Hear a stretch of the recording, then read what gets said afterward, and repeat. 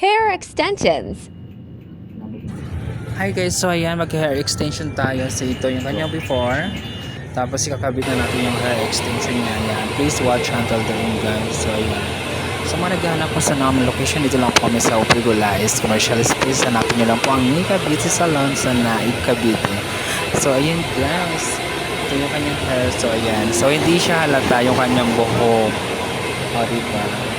Sa first time, hindi talaga siya maramdaman yung pagkakabit kasi medyo malayo po sa roots yung pagkabit ko sa kanya para hindi masakit tumutulog.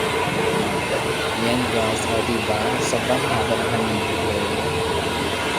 Ayan. O diba? Super shiny. Thank you madam. O diba? Ano siya?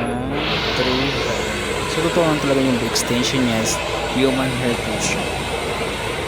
Diba? Thank you for watching guys.